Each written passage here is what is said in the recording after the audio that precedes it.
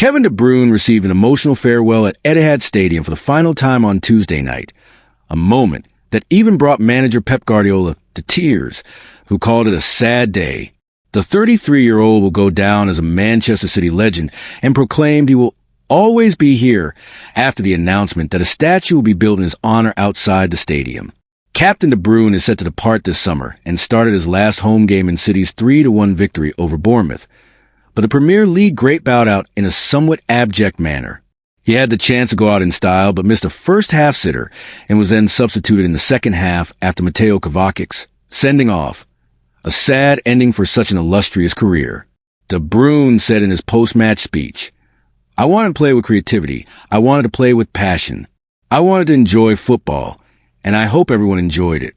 Everybody has pushed me so hard inside and outside the club to be the best version of myself, and these guys in front of me have made me better than I was before. It's an honor to play with these guys. I've made so many friends for life." The decade-long association has produced unprecedented success for City, while the player has etched himself into the club's history books by taking home an incredible 16 winners' medals during that period. Once the full-time whistle was blown, nothing was going to spoil his grand send-off as City players, staff, and supporters paid tribute to their midfield maestro. Guardiola said, "Everybody saw how much the people from Manchester City are connected with him and his family and how much love they have. Titles are nice and everything that he has achieved, but when you leave after 10 years with as much respect and gratitude, there is nothing else better than that. I am part of that. The club will take a decision, but it is a sad day and he will be missed. There is no doubt about that."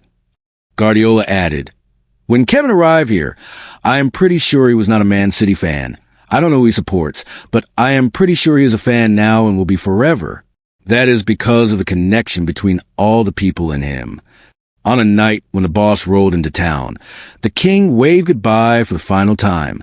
De Bruyne's face was plastered everywhere you looked on arrival at the stadium, and although legendary U.S. singer Bruce Springsteen may have been playing a few yards away at the Co-op Live Arena, this was the hottest ticket of the day. Merchandise stalls had scarves emblazoned with De Bruyne's name, as did the shirts of supporters, while the match day program featured a mock-up of the player with the crown from the Premier League trophy atop his head.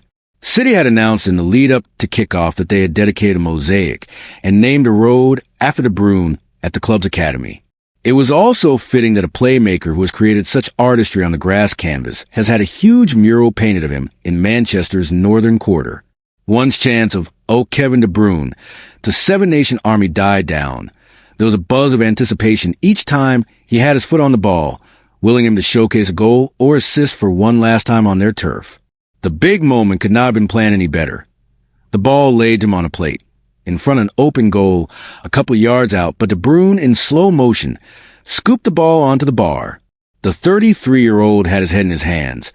So did the returning Rodri on the bench and City fans all around as the dream finale went awry. "It's terrible," De Bruyne said, "miss. There's no excuses. My son is going to be very tough on me today." At full time, a montage of his best moments over the past decade flashed up on the screen with messages from the likes of Sergio Aguero, Vincent Kompany, Raheem Sterling, and Pablo Zabaleta. De Bruyne was given a guard of honor as he returned to the pitch with his wife and kids by his side. Then came the outpouring of emotion.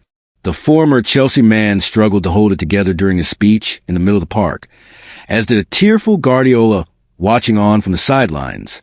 "We want you to stay. Kevin De Bruyne, we want you to stay," was a chant that rang out from supporters, but there appears to be no turning back, as he led his teammates on a lap of appreciation before making an exit for one last time. Former City defender Micah Richards said, "He lets his football do the talking. He's such a shy character.